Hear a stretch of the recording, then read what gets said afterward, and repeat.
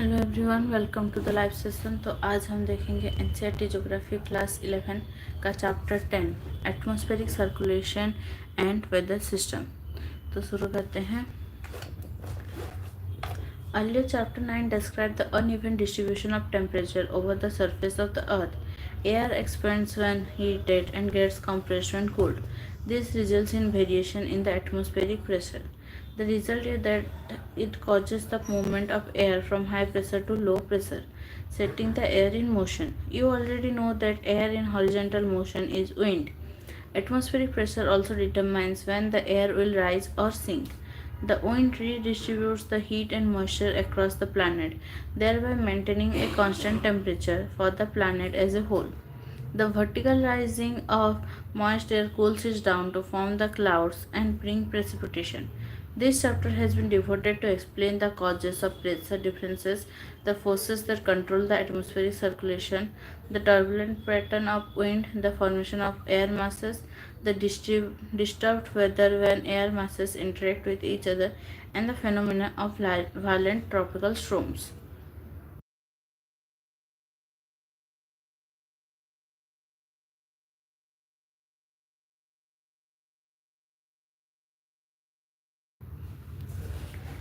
Atmospheric pressure.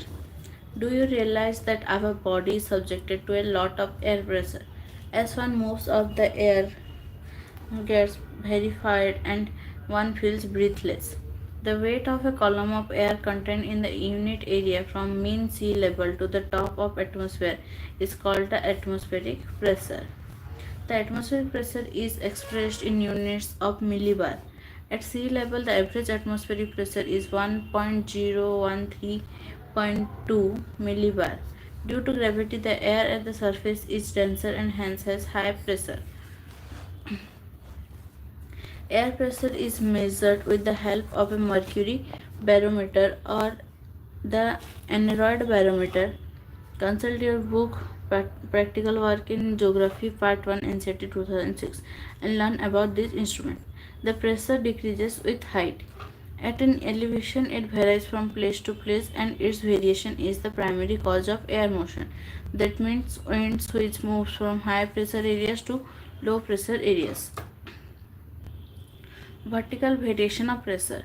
In the lower atmosphere, the pressure decreases rapidly with height.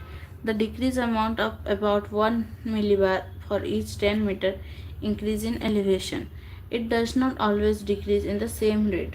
Table gives the average pressure and temperature at selected levels of elevation for a standard atmosphere. The vertical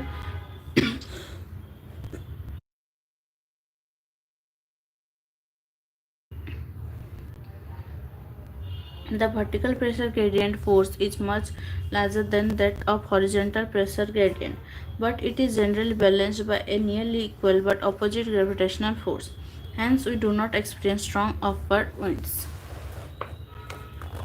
Horizontal distribution of pressure. Small differences in pressure are highly significant in terms of wind direction and velocity. Horizontal distribution of pressure is studied by drawing isobars at constant levels. Isobars are the lines connecting places having equal pressure. In order to eliminate the effect of altitude on pressure, it is measured at a station after being reduced to sea level for purposes of comparison. The sea level pressure distribution is shown on the weather map. Figure shows the patterns of isobar corresponding to pressure systems.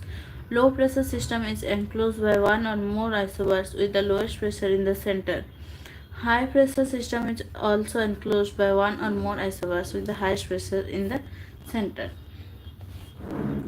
World distribution of sea level pressure. The world distribution of sea level pressure in January and July has been shown in figures. Near the equator, the sea level pressure is low and the area is known as equatorial low. Along 30° north and 30° south are found the high pressure areas known as the subtropical highs. Further polewards along 60° north and 60° south, the low pressure belts are termed as subpolar lows. Near the poles, the pressure is high and it is known as the polar high. These pressure belts are not permanent.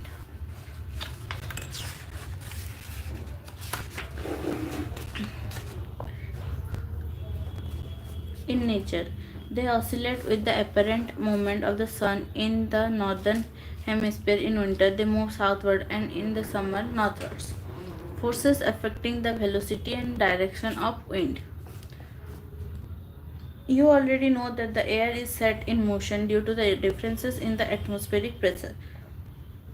The air in motion is called wind. The wind blows from high pressure to low pressure.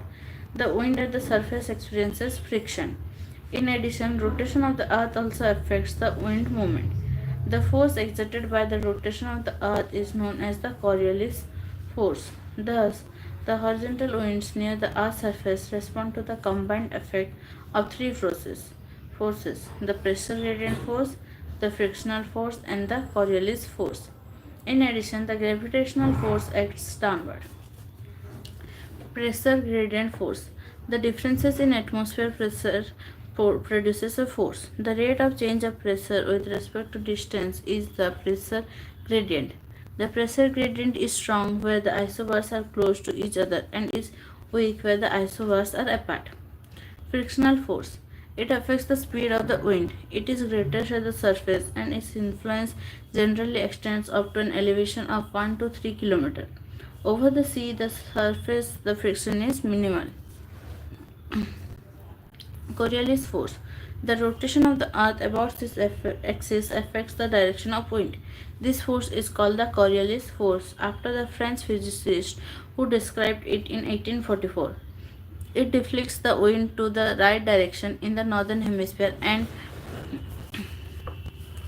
to the left in the southern hemisphere. The deflection is more when the wind velocity is high. The Coriolis force is directly proportional to the angle of latitude. It is maximum at the pole and is absent at the equator. The Coriolis force acts perpendicular to the pressure gradient force. The pressure gradient force is perpendicular to an isobar. The higher the pressure gradient force, the more is the velocity of the wind, and the larger is the deflection in the direction of the wind. As a result of these two forces operating perpendicular to each other in the low pressure areas, the winds blow around it. At the equator, the Coriolis force is zero, and the wind blows perpendicular to the isobars. The low pressure scaled field instead of getting intensified. That is the reason why tropical cyclones are not found near the equator. Pressure and wind. The velocity and direction of the wind are the net result of wind generating forces. The wind in the upper atmosphere 2 to 3 km above the surface are free from frictional effect of the surface and are controlled mainly by the pressure gradient and the Coriolis force. When isobars are straight and when there is no friction, the pressure gradient force is balanced by the Coriolis force and the resultant wind blows parallel to the isobar. This wind is known as the geostropic wind.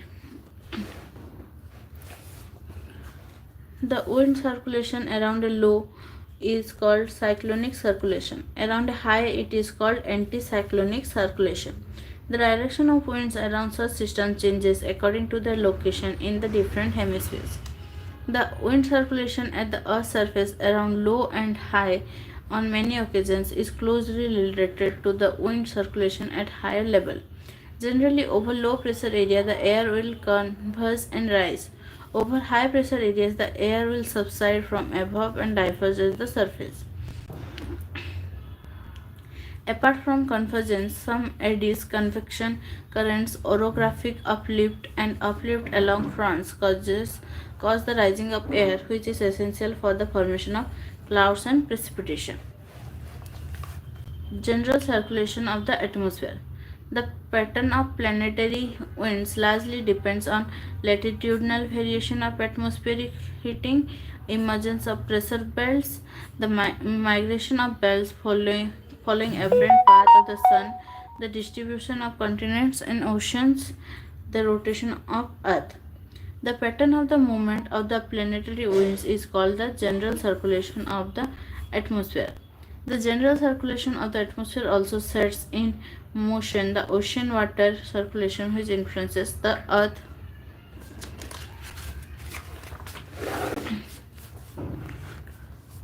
climate.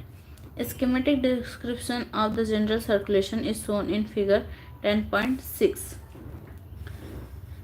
The air at the Intertropical Convergence Zone (ITCZ) rises because of convection caused by high insolation and a low pressure is created. The winds from the tropics converge at this low pressure zone. The converged air rises along with the convective cell. It reaches the top of troposphere up to an altitude of 14 km and moves towards the pole. This causes accumulation of air about 30 degrees north and south. Part of the accumulated air sinks to the ground and forms a subtropical high. Another reason for sinking is the cooling of air when it reaches 30 degrees north and south latitudes. Down below, near the land surface, the air flows towards the equator as the easterlies. The easterlies from either side of the equator converge in the intertropical convergence zone.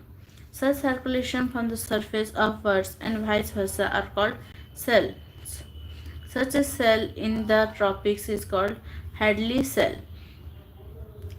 In the middle latitudes, the circulation is that of sinking cold air that comes from the poles and the rising warm air that blows from the subtropical high. At the surface, these winds are called westerlies, and the cell is known as Ferrel cell. At polar latitudes, the cold dense air subsides near the poles and blows towards middle latitude as the polar easterlies. This cell is called the polar cell. These three cells had the pattern for the general circulation of the atmosphere. The transfer of heat energy from lower latitudes to higher latitudes maintains the general circulation.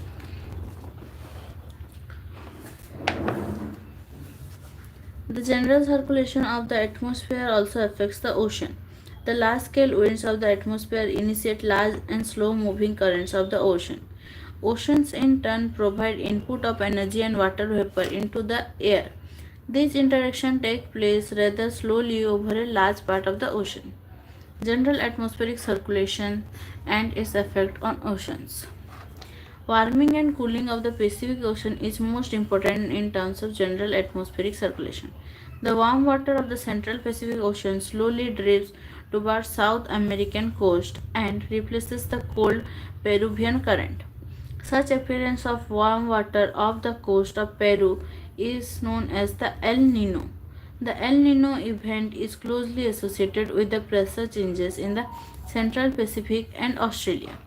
This change in pressure condition over Pacific is known as the Southern Oscillation. The combined phenomenon of Southern Oscillation and El Nino is known as INSO.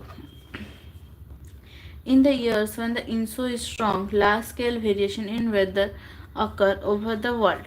The arid west coast of South America receives heavy rainfall. Drought occurs in Australia and sometimes in India and floods in China. This phenomenon is closely monitored and is used for long-range forecasting in major parts of the world. Seasonal wind. The pattern of wind circulation is modified in different seasons due to the shifting of regions of maximum heating pressure and wind belts. The most pronounced effect of such a shift is noticed in the monsoons, especially over Southeast Asia. You would be studying the details of monsoon in the book India Physical Environment, NCERT 2006. The other local derivations from the general circulation system are as follows. Local winds. Differences in the heating and cooling of Earth's surfaces and cycles, those developed daily or annually, can create several common local or regional winds. Land and sea bridges. As explained earlier, the land and sea absorb and transfer heat differently. During the day, the land heats up faster and becomes warmer than the sea. Therefore, over the land, the air rises, giving rise to a low pressure area, whereas the sea is relatively cool and the pressure over sea is relatively high. Thus, pressure gradient from sea to land is created and the wind blows from the sea to the land as the sea breeze. In the night, the reversal of condition takes place. The land loses heat faster and is cooler than the sea. The pressure gradient is from the land to the sea and hence land breeze results. Mountain and valley winds. In mountainous regions during the day, the slopes get heated up and air moves upslope, and to fill the resulting gap, the air from the valley blows up the valley. This wind is known as the valley breeze. During the night, the slopes get cooled and the dense air descends into the valley as the mountain wind. The cool air of the high plateaus and ice fields draining into the valley is called katabatic wind.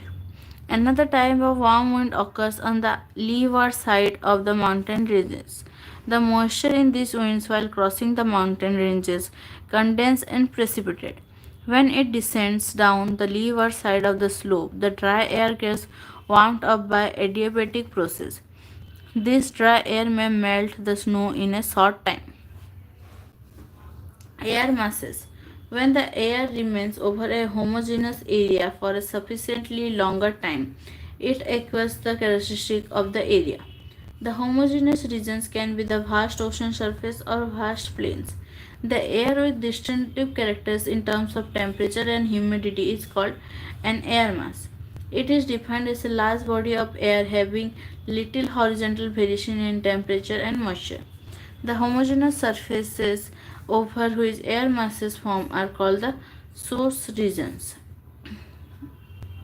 The air masses are classified according to the source region. There are five major source regions.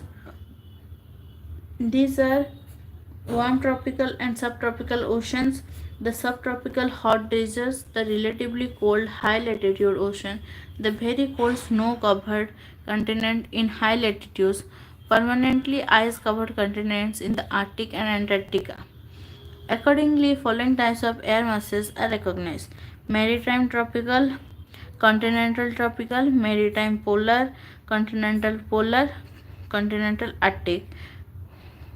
Tropical air masses are warm and polar air masses are cold. Fronts. When two different air masses meet, the boundary zone between them is called a front. The process of formation of fronts is known as frontogenesis. There are four types of front: cold, warm, stationary, occluded. When the front remains stationary, it is called a stationary front. When the cold air moves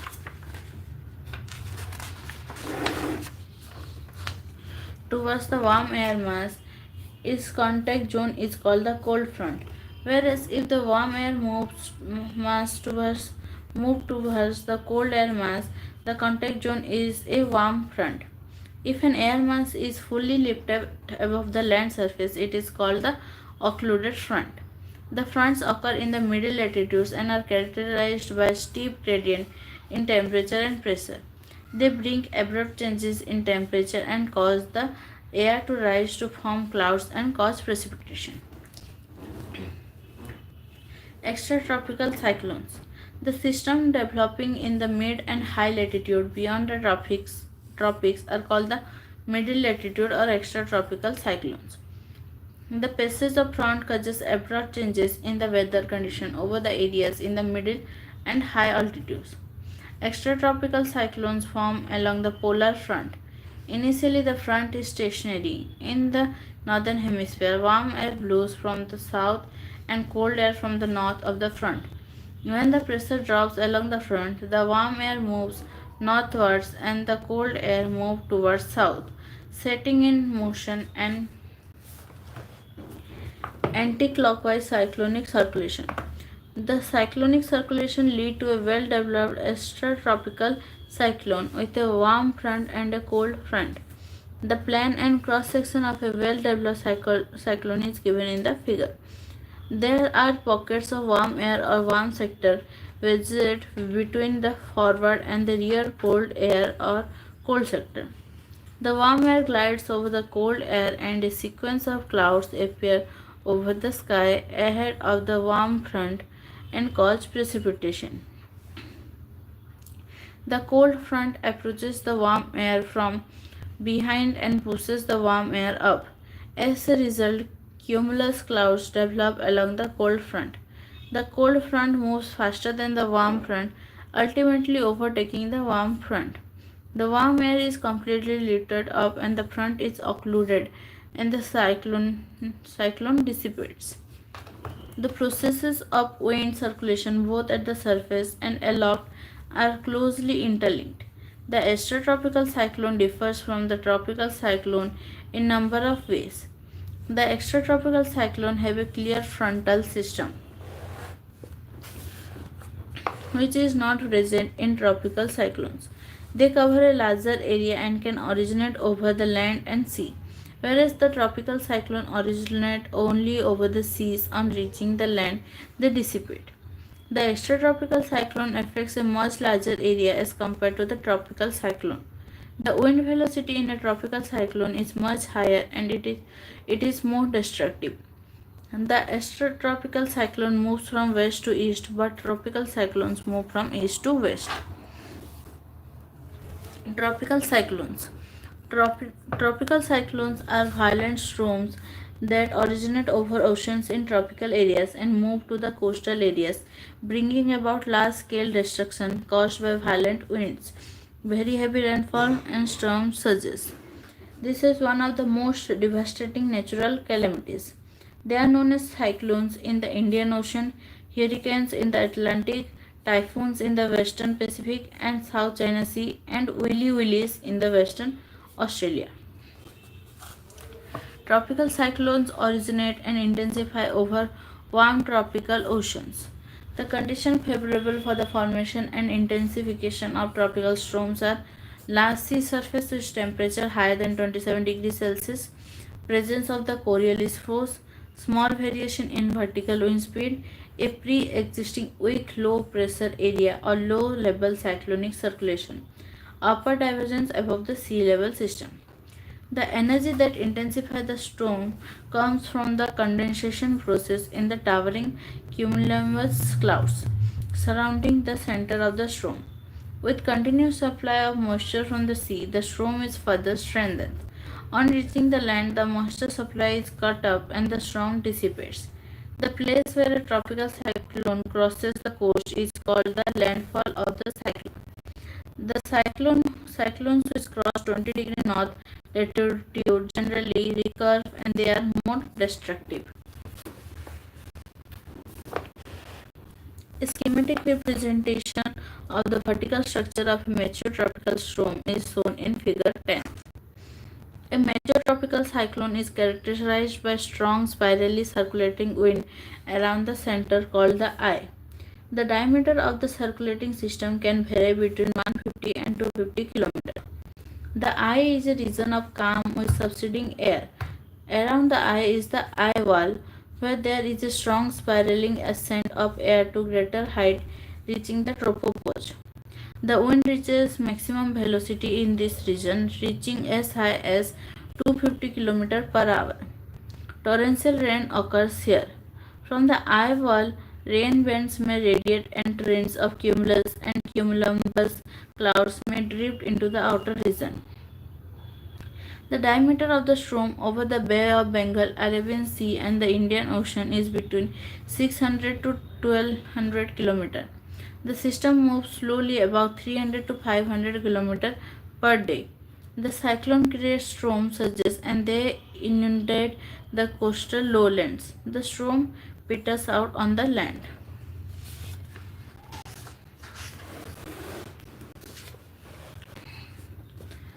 Thunderstorms and tornadoes. Other severe local storms are thunderstorms and tornadoes. They are of short duration, occurring over a small area but are violent. Thunderstorms are caused by intense convection on moist hot days. A thunderstorm is a well-grown cumulonimbus cloud producing thunder and lightning. When the clouds extend to the heights where sub-zero temperature prevails, hails are formed and they come down as hailstorm. If there is insufficient moisture, a thunderstorm can generate dust storms. A thunderstorm is characterized by intense updraft of rising warm air, which causes the cloud to grow bigger and rise to greater height. This causes precipitation. Later, downdraft brings down to earth the cool air and rain. From severe thunderstorms, sometimes spiraling winds descends like a trunk of an elephant with great force, with very low pressure at the center, causing massive destruction on its way. Such a phenomena is called a tornado. Tornadoes generally occur in middle latitudes. The tornado over the sea is called waterspouts. These violent storms are the manifestation of the atmosphere's adjustments to varying energy distribution. The potential and heat energies are converted into kinetic energy in these storms, and the restless atmosphere again returns to its stable state. तो यहाँ पर आज का chapter ख़त्म होता है। ये इसका एक्सरसाइज है, आप कर सकते हैं। तो आज के लिए इतना ही। Thank you, thanks for joining.